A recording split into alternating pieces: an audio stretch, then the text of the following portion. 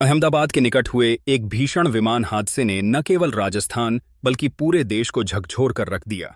इस हादसे की जांच में एक चौंकाने वाला खुलासा हुआ कि विमान में तकनीकी खराबी के कारण यह त्रासदी हुई। फ्यूल सप्लाई में रुकावट के चलते विमान के दोनों इंजन अचानक बंद हो गए, जिसके परिणाम स्वरूप यह दुखद हादसा हुआ। इस हादसे में राजस्थान के 12 लोगों की जान चली गई, जिनमें बांसवाड़ा का एक हंसता खेलता परिवार भी शामिल था। इस विमान हादसे ने बांसवाड़ा के डॉक्टर दंपति डॉक्टर प्रदीप जोशी और डॉक्टर कोनी व्यास के परिवार को हमेशा के लिए उजाड़ दिया। इस परिवार के 5 सदस्य डॉक्टर प्रदीप, उनकी पत्नी डॉक्टर कोनी, उनकी बेटी मिराया और जुड़वां बेटे प्रद्योत और नकुल इस हादसे का शिकार हो गए।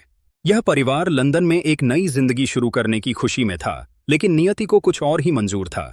हादसे से कुछ क्षण पहले डॉ प्रदीप ने अपने परिवार के साथ विमान में एक सेल्फी ली थी।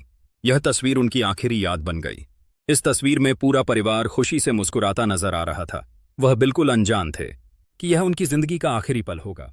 जैसे ही यह खबर बांसवाड़ा पहुंची, पूरे इलाके में शोक की लहर दौड़ गई। हर कोई इस दुखद घटना से स्तब्ध था। डॉक्टर कोनी व्यास उदयपुर के पैसिफिक हॉस्पिटल में कार्यरत थीं। उन्होंने अपने पति डॉक्टर प्रदीप, जो लंदन में डॉक्टर थे, के साथ रहने के लिए 1 महीने पहले ही अपनी नौकरी से इस्तीफा दे दिया था।